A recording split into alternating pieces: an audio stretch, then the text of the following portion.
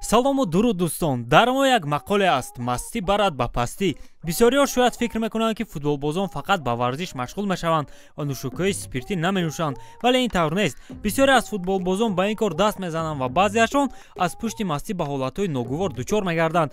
маҳз оиди чунин лаҳзаҳо дар барномаи имрӯзаамон нақл мекунем. ин видео бо сарпарастии 1x сохта шуд. регистратсия осон, пур кардани маблағ аз тамоми гӯшаву канори дунё ва коэффициентҳои баланд, вале муҳимтар аз ҳама бонус то $100 дар аввалин пардохт бо промокоди тачфут. ҳамаи ин дар ширкати бовариноки 1x. маълумотҳои зарура дар комментария. имкониятро аз даст надиҳед. дарвозабони Эвертон ва мунтахаби Англия Джордан Пикфорд нӯшиданро дӯст медорад. шояд ба ҳамин хотир ӯ ин қадар асабӣ бошад. пас аз бозии финали Евро 2020 дарвозабон дар киштии худ бо духтарон ва алкогол шабнишинӣ ташкил кард. якчанд наворҳо аз ҷараёни он ба интернет роҳ ёфтанд. дар ин видео Пикфорд чунон хурсанд аст ки гӯё дар Евро 2020 чемпион шуда бошад, вале дар асл мунтахаби ӯ дар финал аз Италия шикаст хӯрд. чанде пеш бошад Пикфорд боз маст шуд ва ин дафъа дар яке аз майхонаҳои Сандерленд занозанӣ кард. умедворем ки сармураббии нави Эвертон ба ӯ адабро ёд медиҳад, вале аз тарафи дигар ба ин чиз боварӣ нест, зеро худи Лемпард ҳам нӯшиданро хело зиёд дӯст медошт. Росс Баркли боз маст шуд. дар замонаҳо видеои ӯро бо ҳамин ном мепартоянд. Баркли ҳамеша пас аз маст шудан бо дигарон муноқиша мекунад. аввалин чунин ҳолат соли 2019 рух дода буд. Баркли дар таксӣ ба клуби шабона равон шуд ва дар даруни мошин пивашро резонд. пас аз расидан ба ҷои лозима ӯ пули таксиро наспорид. ҳамин тавр ронанда полисро даъват намуд ва онҳо маҷбурӣ аз бозингар маблағро гирифта ба таксист доданд. ҳодисаи навбатӣ соли 2021 рух дод. Баркли дар яке аз тарабхонаҳои Лондон чунон зиёд нӯшид ки посбонҳо ӯро ба берун бароварда гуфтанд каме ҳавои тоза нафас гирад. вақте Баркли хост ба тарабхона баргардад, ба ӯ иҷозати даромадан надоданд. ҳамлагари ҷавон Эрлинг Холланд дар вақти мастӣ ба ҳодисаҳои нохуш дучор шудааст. албатта ин ягона ҳолат бо иштироки ӯ аст, вале ба ҳар ҳол боиси таваҷҷӯҳ мебошад. тобистони соли 2020 ҳамлагари ҷавон хост ба яке аз клубҳои шабонаи Норвегия равад. ростӣ посбонҳо ба ӯ иҷозати даромаданро надоданд ва гуфтанд ки ӯ аз меъёр зиёд нӯшидааст.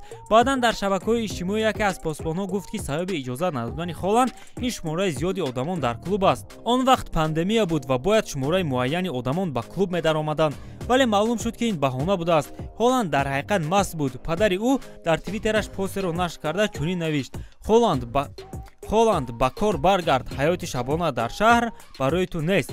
соли 2009 Барселона зери роҳбарии Гвардиола требл ба даст овард ва ба ин хотир мухлисон то ними шаб дар кӯчаҳо ҷашн мегирифтанд. бозингарони Барселона бошанд бо автобуси рӯйкушода дар кӯчаҳо назди мухлисон баромаданд. он вақт маълум шуд ки Месси хело зиёд нӯшидааст.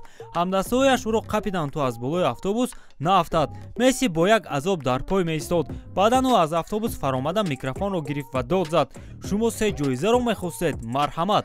аз ин чиз ҳамдастаҳои Месси ҳам ҳайрон шуданд, зеро ӯ дар асл хело оромтабиат ва камгап аст.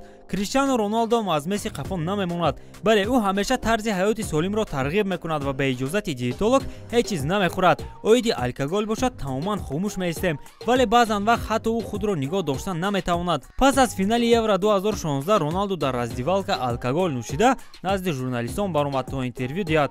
беҳтар мешуд ки ин корро намекард. Роналдо худ ба худ механдид ва аз журналистон мепурсид ки ӯ зебо аст ё не. вақте журналистон аз ӯ пурсиданд ки чаро чашмонаш ҷило медиҳад, Роналдо чунин ҷавоб дод: ман имрӯз бисёри бад гирья кардам.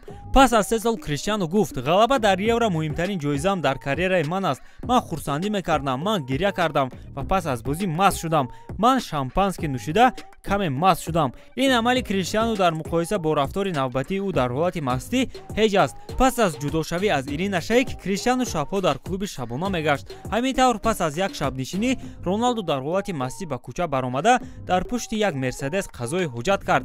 дар кӯчаҳо ин корро накунед ки ҳама ҷо камера аст. беҳтараш шиматонтар шавад. Неймар дар оғози карьерааш мехост аз Месси ва Роналду пеш гузарад. ӯ дар ҳақиқат ин корро кард, аммо аз ҷиҳати шабнишиниҳо ва нӯшидани алкогол. соли 2020 Неймар бо дӯстони худ дар соҳил вохӯрд. яке аз шоҳидон ҳаракатҳои аҷиби ӯро бо дӯстонаш ба навор гирифт. аҷиб аст ки Неймар дар ҳолати мастӣ нисбати ҳушёрияш камтар ба замин меафтад. пас аз он Неймар хост дилхушӣ кунад ва дар батут футболбозӣ кард. дар он Неймар зидди як мундуқ падкат анҷом дод. ба Почеттино лозим аст ки ӯро маст карда ба майдон барояд, зеро ин тавр ӯ ба хати ҳимоя бештар фоида меорад.